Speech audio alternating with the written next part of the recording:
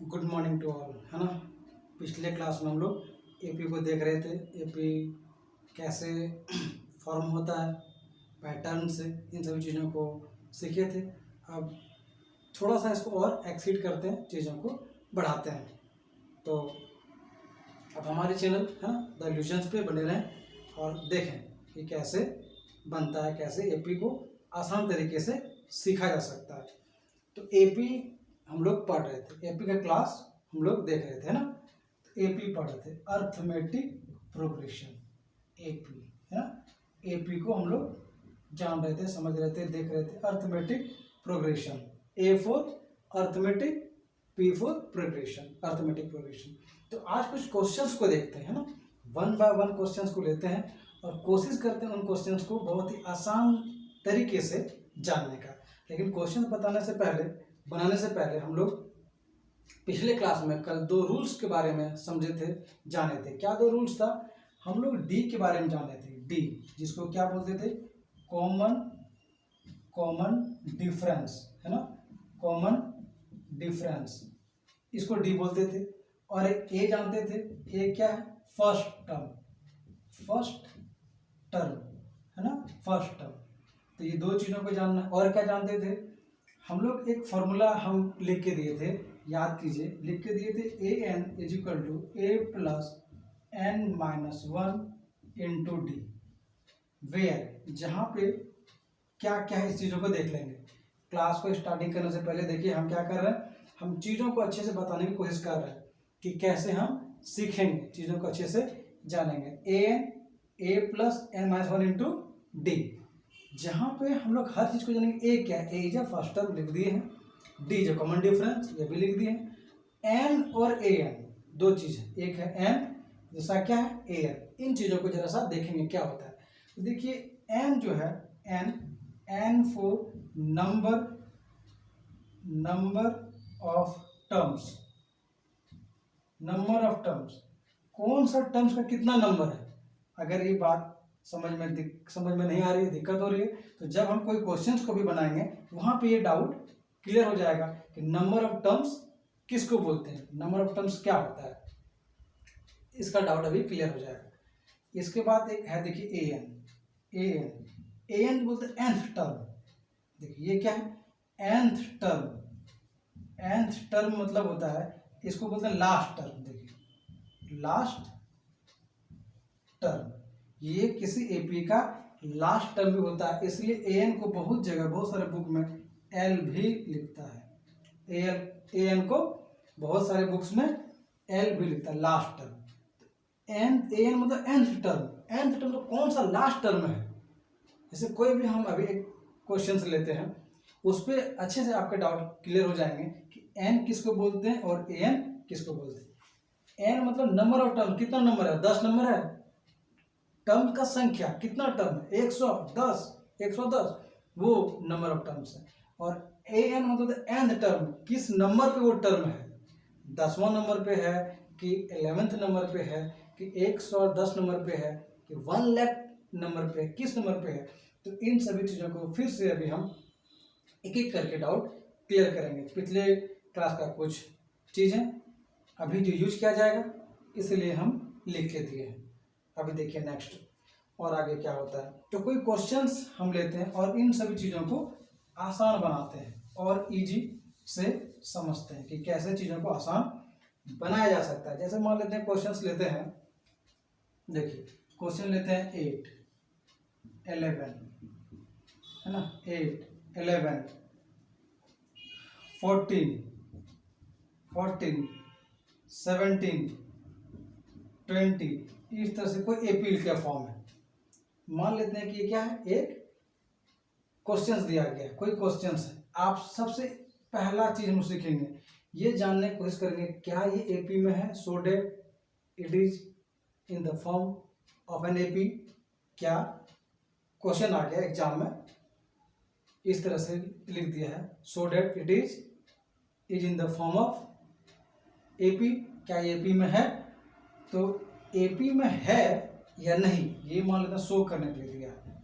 यहाँ पर ऐसा मान लेते हैं कि ये शो करने के लिए दिया है। देखिए यहाँ लिखते हैं, यहाँ पे आपको शो करने के लिए दिया है, शो करने के लिए कि ये एपी में है या नहीं, so that it is in the form of AP और नॉट, ये एपी में है या नहीं है इस बारे में बताना है। तो ये एपी में है या नहीं है, ये दो ही चीज पिछले क्लास में हम बताए थे, जरूरत है एक ए का और डी का। तो देखेंगे क्या यहाँ पे डी कॉमन डिफरेंस सेम हो रहा है। देखिए यहाँ पे डी देखेंगे, डी तो डी हम क्या लिखे थे A2 माइनस A1, तो यहाँ पर मेरा A1 क्या है देख लीजिए, A1 है 8, A2 है 11, तो लिखेंगे 11 माइनस 8 इज इक्वल टू कितना, आपके लिए छोड़ दिए है ना, बताना है। नेक्स्ट डी लेते हैं, यहाँ पे लिखेंगे A3 माइनस A2, डी निकाल देते, नेक्स्ट टर्म में प्रीसीडिंग टर्म क्या करते थे सब्ट्रैक्ट, और डी मेरा आ जाता था। तो ऐसे में A3 देखिए मेरे क्या है, मेरे पास 14, A2 क्या है 11, तो यहाँ पे 11 में जैसे 8 सब्ट्रैक्ट करते हैं तो मेरे पास 3 बचता है, ये आपके लिए था। 14 में जैसे 11 सब्ट्रैक्ट करेंगे तब भी ये 3 बचेगा।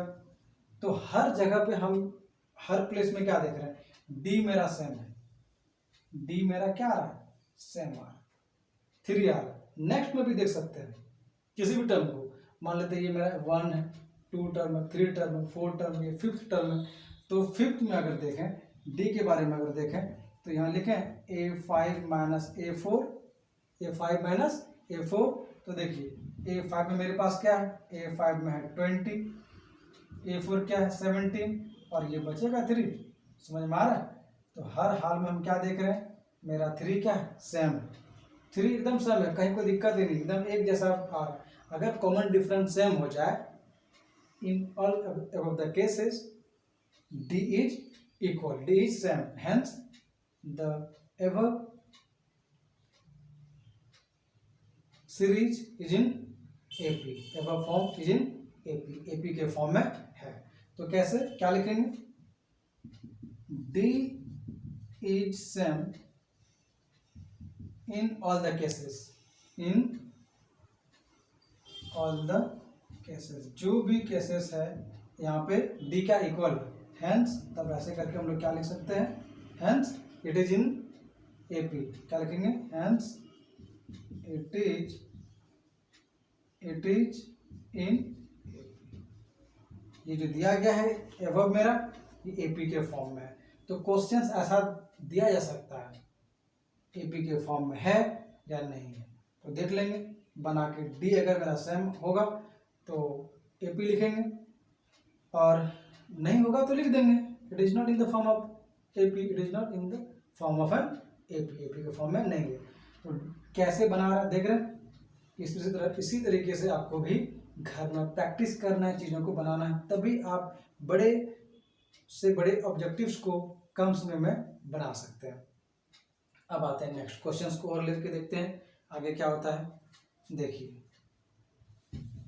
एक फिर कोई क्वेश्चंस लेते हैं और चीज़ों को समझते हुए आगे बढ़ते हैं, हाँ ऐसे नहीं, चीज़ों को अच्छे से समझते हुए आगे बढ़ते हैं। चलिए मान लेते हैं क्या कि क्वेश्चंस, इसी क्वेश्चंस को लेते हैं। अभी जो मेरे पास था 8, 11, 14, 17 था ना, मेरे पास क्या था 8, 11, 14, 17, 20 ऐसा दिया हुआ था। तो हम ये अभी दिखा दिए थे, ये क्या था एपी के फॉर्म में था, ये तो अभी हम दिखा दिए थे it is in the form of AP, इसलिए एपी लिख दिए, पहले नहीं लिखे थे। अब ये एपी का फॉर्म है इसलिए एपी लिख दिए। चलिए ठीक है लिख दिए। अगर एपी के फॉर्म में है तो आपसे ऐसा भी पूछ सकता है कि यहाँ पे ए क्या होगा, फाइंड ए, फाइंड डी पूछ सकता है, find A and find D.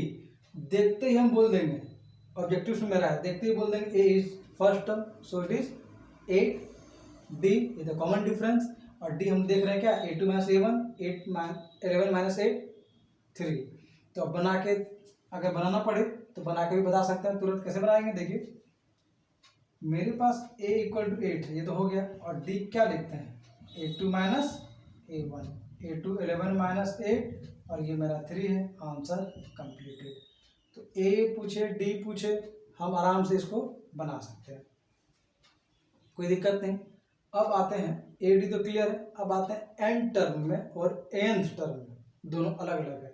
तो इन अभी एन एन टर्म जो नंबर ऑफ टर्म्स है। चलिए अगर नंबर ऑफ टर्म्स जैसे एन हम बोले थे, वहां पे एन क्या होता था, number of terms, number of terms, इसी को एन बोलते थे, नंबर ऑफ टर्म्स। तो नंबर ऑफ टर्म्स में अगर इस एपी में बात करें, इस एपी में बात करें 8, 11, 14, 17, 20, इस एपी में बात करें तो देखिए 8, 11, 14, 17, 20 में, इस एपी में अगर हम देखें तो नंबर ऑफ टर्म्स कितना है, 5th, 1, 2, 3, 4, 5। तो एन जिसको नंबर ऑफ टर्म्स लिखे हैं, इस एपी के लिए नंबर ऑफ टर्म्स मेरा क्या होगा, 5। समझ में आया? इसी कहते नंबर ऑफ टर्म्स। और ए एन जो लिखे थे, ए एन को हम बोले थे लास्ट टर्म। याद कीजिए क्या लिखे थे, लास्ट टर्म। लास्ट टर्म क्या है, और लास्ट टर्म यहाँ पर क्या है, 20। कि इसलिए दोनों अलग अलग चीजें, एन डिफरेंट है, ए एन डिफरेंट है। अभी हम 2 मिनट पहले कोशिश किए थे, है ना, बताने का कि एन और ए एन क्या चीज़ है। चीज़ें एकदम स्पष्ट होनी चाहिए, मैथ में कहीं भी डाउट नहीं होना चाहिए, और एपी में बिल्कुल भी नहीं, क्योंकि हम लोग बहुत ही छोटे से चीज़ों को सीखते हुए आगे बढ़ रहे हैं। चलिए नेक्स्ट, अब फिर दूसरा क्वेश्चन लेते हैं, वहाँ पे देखते हैं कैसे क्या होता है। अभी तो ये देखे आप असेंडिंग ऑर्डर का क्वेश्चन है ना, 8, 11, 14, 17, 20, ये क्या था, असेंडिंग ऑर्डर का क्वेश्चन। एक देते हैं डिसेंडिंग का। डिसेंडिंग मतलब जैसे 11, 6, 4, -1, है ना, 11, 6 के बाद चलिए यहाँ पे लिख देते हैं 1 डिक्रीजिंग ऑर्डर में, उसके बाद -4, 1 के बाद -4, इसी तरह से सो ऑन करके आगे बढ़ेंगे तो -9।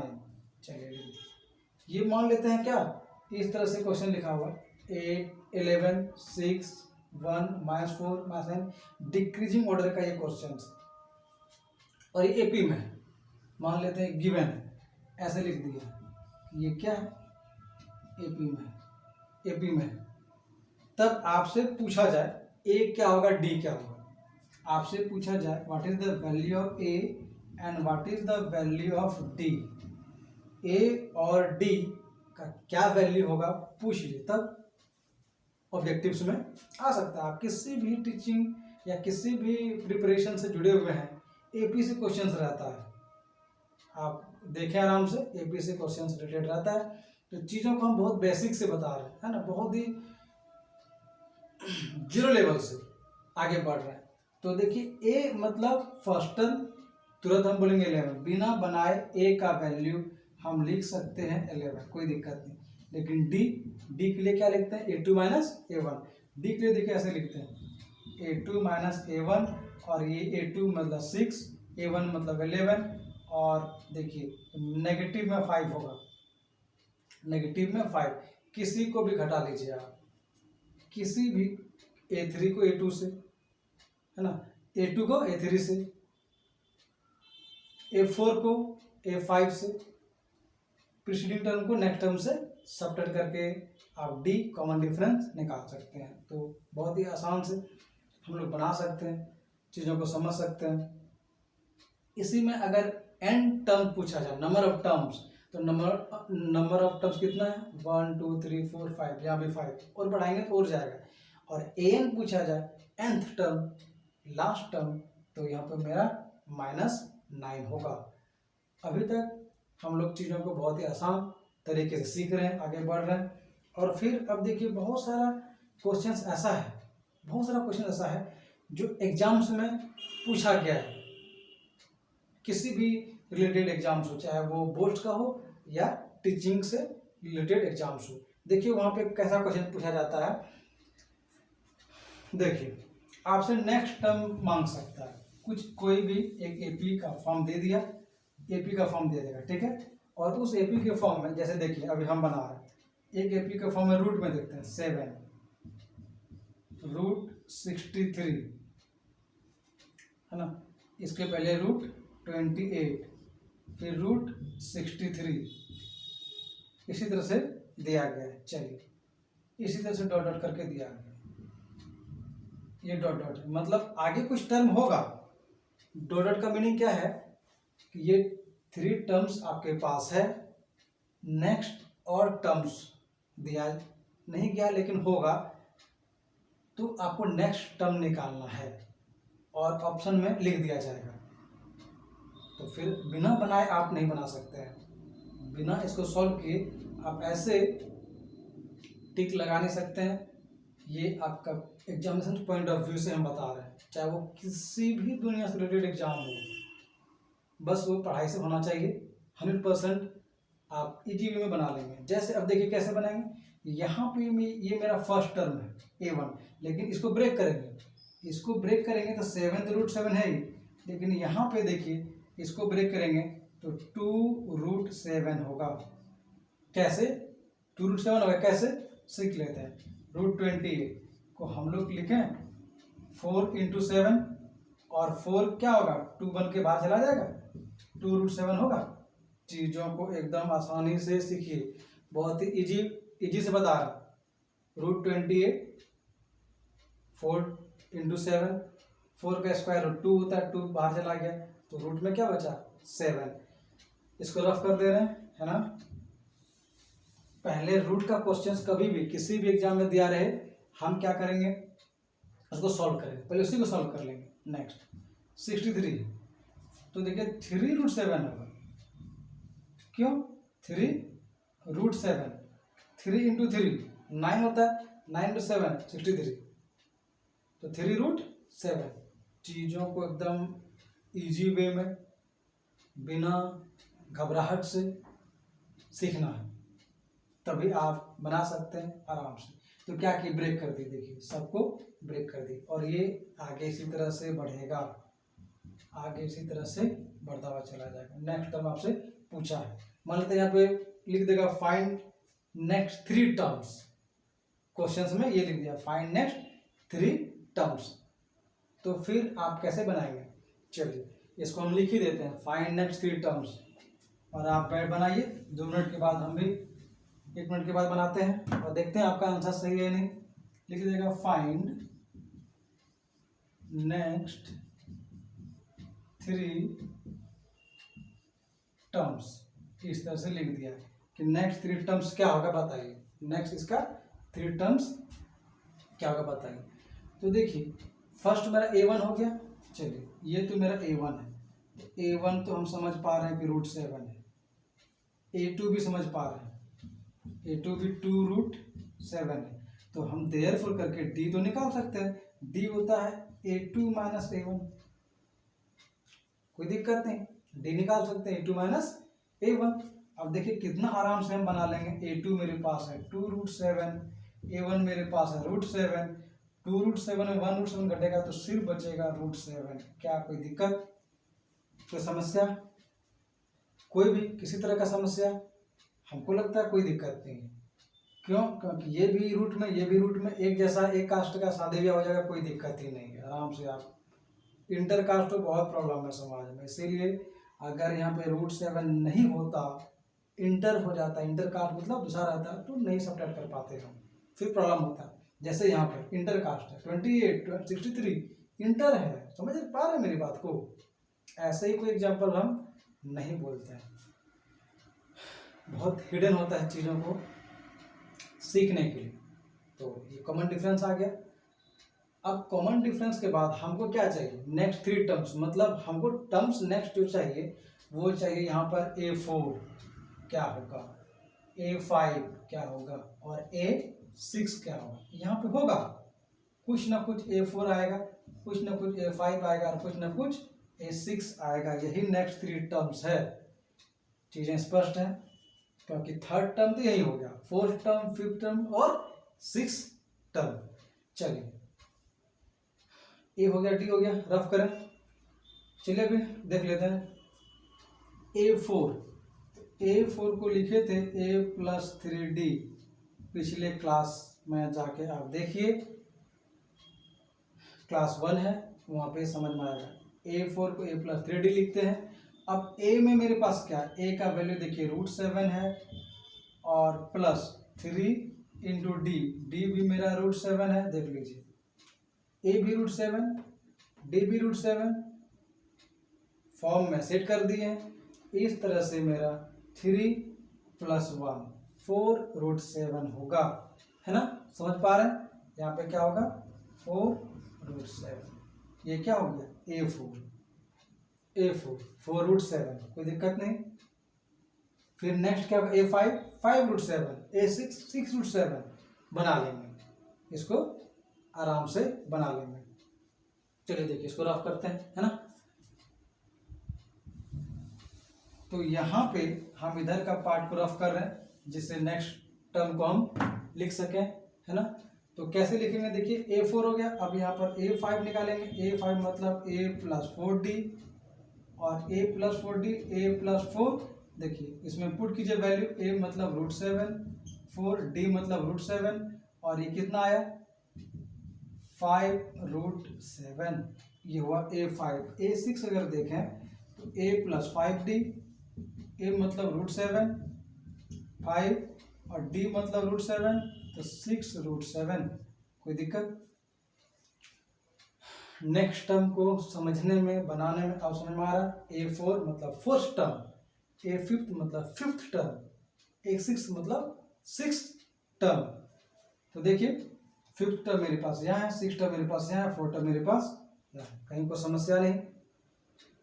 तो ये था रूट का क्वेश्चंस जो कई एग्जाम्स में ऐसा पूछा जाता है। आप किसी भी बोर्ड्स का देख लीजिए या जॉब से रिलेटेड, टीचिंग जॉब से रिलेटेड देख लीजिए, पूछा जाता है। चलिए अब नेक्स्ट आते हैं, चीज़ों को आगे बढ़ाते हैं और कोई रूट्स का क्वेश्चन देखते हैं क्या बन पाता है। देखिए मान लेते हैं रूट्स में और दूसरा कोई क्वेश्चन लेते हैं और फिर सॉल्व करके देखते हैं कि कितना हो पाता है। देखिए लेते हैं √18, √50, √98 और फिर पूछेगा नेक्स्ट 3 टर्म्स। इस बार आपको निकालना है ना नेक्स्ट 3 टर्म्स, √18, 50, √98 और नेक्स्ट 3 टर्म्स क्या होगा। Very very important question VBI में, ये जितना भी बता रहे हैं एक भी क्वेश्चंस आपको मिस नहीं करना है। All are very important for the any jobs and educations, चाहे वो आप जिस तरह से एजुकेशन लेना चाहते हैं, चाहे बोर्ड का हो या जो भी हो। चलिए इसको ब्रेक करेंगे, अभी सिखाई दे टेक्निक क्या है। सबसे पहले इसको ब्रेक करना है, तो ब्रेक करेंगे तो 3√2 होगा, क्योंकि 3 जा 9, 9 2 जा 18। अब देखिए यहाँ पे 5√2 होगा, क्योंकि 5 5 25 × 2 50। यहाँ पे क्या हो जाएगा, इसको ब्रेक कीजिए 7√2 देख लीजिए 7√2, 7 7 जा 49 और 49 को 2 से मल्टीप्लाई करेंगे, है ना, तो ये 98 मुझे मिल जाएगा। इस तरह से 7√2 होगा, ठीक है। ये कॉमा है डॉट डॉट करके। अब देखिए कितना इजी है, कितना इजी है इस चीज़ों को सीखना। इसको ब्रेक करके 3√2, इसको ब्रेक करके 5√2, इसको ब्रेक करके 7√2 dot dot next term. A1 हो गया, थोड़ा सा इसको समझेंगे। ये मेरा A1 है, कोई दिक्कत, कोई समस्या। ये मेरा A2 है, कोई समस्या। ये मेरा A3 है, कोई समस्या। हमसे पूछा है A4 क्या होगा, हमसे पूछा है A5 क्या होगा, और हमसे एक चीज़ और पूछा है A6 क्या होगा। यहाँ पे कुछ ना कुछ आएगा, टर्म होगा यहाँ पर, है ना, कॉमा के साथ ये आगे बढ़ेगा। सीखना है। अब मुझे लगता है इस क्वेश्चन में मेरी कोई आवश्यकता नहीं है, मेरी कोई ज़रूरत नहीं है, आप अपने से बना सकते हैं, है ना। और ये जितना भी क्वेश्चन है बहुत ही वैल्यूबल है फॉर द एजुकेशन, है ना। आप देखिए इसको कैसे बनाते हैं। हमको चाहिए A4 को क्या लिखेंगे, A + 3D, कोई दिक्कत।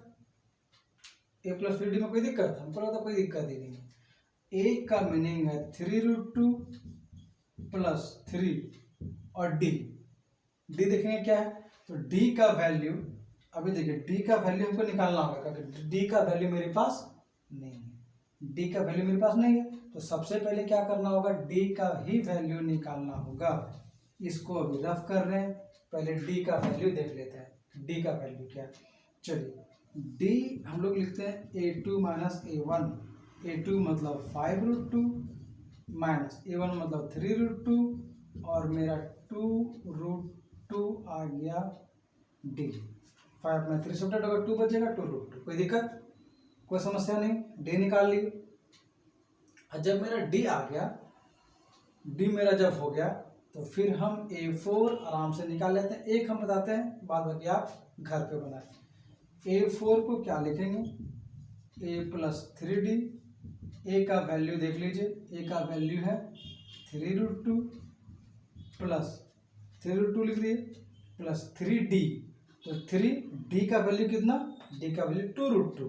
देखिए 3 और d का वैल्यू 2√2, इसको सॉल्व करेंगे तो 3√2 प्लस 3 2 6√2 और फिर सॉल्व करेंगे तो 6 प्लस 3 9√2। यही मेरा क्या हुआ, a4 का वैल्यू हुआ। कोई दिक्कत, a4 हम लोग बना लिए। आप फिर a5 घर पे बनाएं, a6 घर पे बनाएं, कोई दिक्कत नहीं है, बहुत ही आराम से इजी मेथड से आप बना सकते हैं। और ये एग्जाम्स में बार बार पूछा जाता है। हम उसी क्वेश्चंस को आपके स्क्रीन पे सॉल्व कर रहे हैं, बता रहे हैं, जो बहुत ज़्यादा वैल्यूबल है और कई बार एग्जाम्स में पूछा गया है। ठीक है, तो क्लासेस मिस ना करें, रेगुलर अपडेट्स आपको मिलता रहेगा। अब हमारे चैनल द इल्यूजन्स को सब्सक्राइब करें, चैनल पे बने रहें। अब नेक्स्ट आते हैं, कुछ क्वेश्चंस को और देखते हैं एपी में ही अभी। लेकिन जो भी बता रहे हैं ये बहुत ही आसान तरीके से बन रहा है, कहीं कोई दिक्कत नहीं हो रहा है। लेकिन हर एक स्टेप्स को, हर एक लेवल को बढ़ाते चलेंगे, लेवल्स का जो क्वेश्चंस आएगा वो बढ़ते चला जाएगा, है ना। चलिए एक क्वेश्चन और देखते हैं। मान लेते हैं एक एपी इस तरह के फॉर्म में है, A9